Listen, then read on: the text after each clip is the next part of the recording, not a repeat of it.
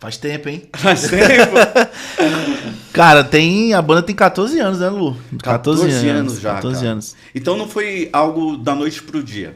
Não, na verdade começou assim, a gente molecote, morávamos no Acre, né? 14 anos, vocês têm mais ou menos 30, tinha uns 16, 17 Exatamente. anos mais ou menos, né? Perfeitamente. Eu tinha mais ou menos 17 e o Lulu tinha 15. Ah, tá. Por aí. Então você que arrastava ele, né? O pessoal mau caminho ali. Meu filho, para, não quer saber mais de nada. Era um pouco mais velho, então ele era um pouco mais pirralho.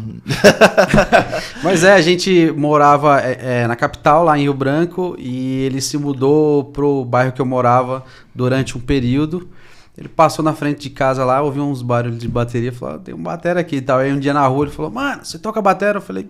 Não, um dia na rua não, vou te contar essa história. Conta aí. Ele morava, eu fui morar no bairro Nem eu dele. lembro, bicho. Essa história é legal, vale a pena. Eu fui morar no bairro dele, e aí eu morei numa rua, tipo assim, uma quadra depois da dele. Eu passava caminho do meu outro bairro antigo, que eu sempre ia pra lá e eu via ele tocando. E eu comecei uma banda e ele ouvia a banda saindo na garagem lá de casa. E aí ele ia lá ver também. Que legal. Mas eu nunca falei com ele nada. Passava assim de lá. Você era o mais mala, né, meu? Não. Ele era criança ainda. Um certo dia, lá perto da nossa casa, tem um ginásio onde tinha shows. Até hoje, o ginásio do SESI. Bacana. E aí teve o show da Fernanda Brum, que coincidentemente o cunhado dele era o promotor desse show. E a Fernanda Brum trava no auge com aquele disco Alma Nuvem de Glória aqui. Ah, tá, é o Apenas um Toque. Apenas um Toque. A Fernanda é fantástica. Nossa, né? aquele show era incrível. E aí eu fui pra esse show, o ginásio era do lado da minha casa, eu atravessava a rua, tava no ginásio. E aí eu fui pro show e eu, na minha curiosidade, quis entrar no backstage, lá no camarim, enfim, sei lá, loucura. Coisa de músico, menino.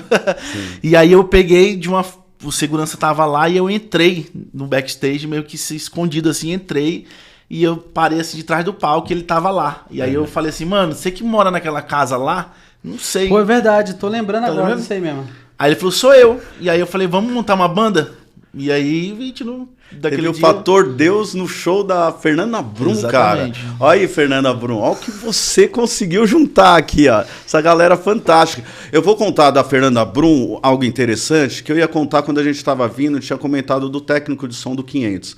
Perfeito. É um cara que não é cristão, e ele comentou assim, cara, o dia que foi a Fernanda Brum, do começo ao final da gravação que a gente estava fazendo com ela, eu tava morrendo de vontade de chorar, cara. Daí eu fui conversar com o marido dela. Ela é extraordinária. E o pessoal falou assim, o marido dela falou pra ele, isso é o Espírito Santo. E ele ficou sem entender nada. Glória e é a Deus, algo cara. que, pro ministério de vocês, ter essa vida com Deus tem que... A gente tinha uma referência muito grande, né, porque na época da Fernanda Brum, quem tocava com ela era o 4x1, na verdade. Quem tinha gravado aquele disco, né? Então, a banda base, né? A banda base. Então a gente gostava muito do 4x1, gosta até hoje, enfim, inclusive são amigos nossos hoje.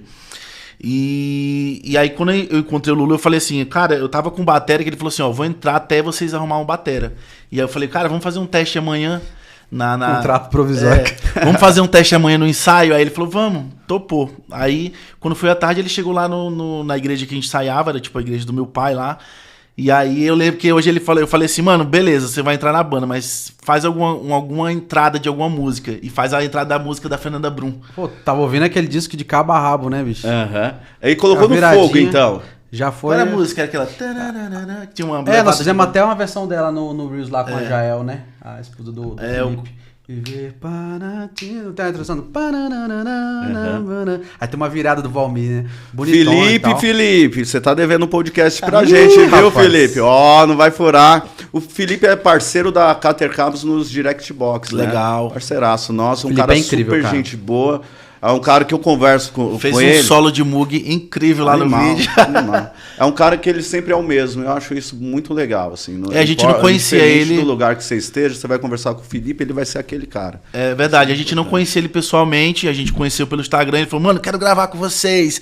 Eu não sou roqueiro, mas tá muito legal isso, eu quero gravar rock. Que e bacana, aí ele passou cara. Um domingo lá com a gente no estúdio, a gente produziu lá junto, gravamos, foi muito massa. E a esposa dele canta muito bem também, né, mano? Muito bom, extraordinário. Inclusive, você chegou a ver Você foi no show dele lá? Não, né? Não fui. Cara, foi incrível. Estava falando com ele até no backstage, falou, cara, é incrível, assim. muito, muito musical, mas, cara, carrega muita verdade, assim, é incrível. A experiência é top. Top E é um cara novo. O Felipe vai ser um cara que mais pra frente. Mas vamos lá, vamos continuar aqui, né? Então, colocou você no fogo e como que foi? Cara, ele me colocou no fogo, né? Isso é interessante, porque eu comecei a tocar batera aos 11 anos de idade Mas assim, comecei por conta, né? E fui estudar mesmo como professor da minha cidade e tal.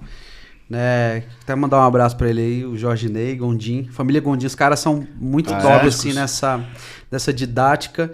Comecei a estudar aos 15. E aí, calhou que meu pai fez uma viagem, tava acho que em Goiânia, e aí comprou uma batera, mas comprou escondido de mim, assim. Aí chegou legal, em casa... Né, você esperava um PlayStation? Eu trouxe seria mais ou menos isso. Ainda bem que senão ia ir pro outro caminho, ele né? Ele sabia que eu gostava muito de batera.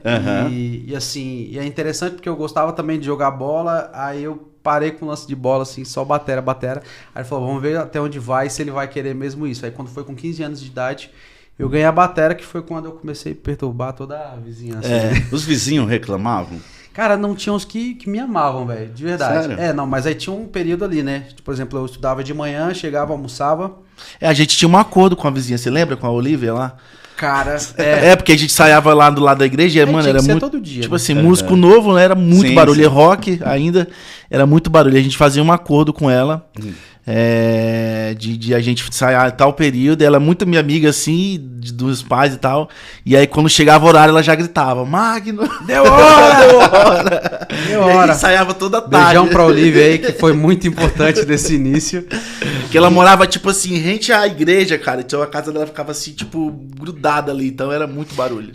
Isso é interessante, porque assim, além de fazer barulho em casa, a gente ia nessa igreja também, que é a igreja que o pai dele pastoreava lá, que era num outro bairro, mas era muito próximo. E era onde rolavam os ensaios, assim, aí já era mais banda. E aí porque só batera o pessoal fala, o pessoal não entende nada, né, mano? O que esse cara só fica tocando? Mas agora aí, quando é com o grupo, eu já voltando até o assunto, né? de como ele entrou na banda, ele fez a virada da Fernanda Brum com tanta maturidade, a do Valmir lá, que eu falei, mano, tá contratado. Na hora.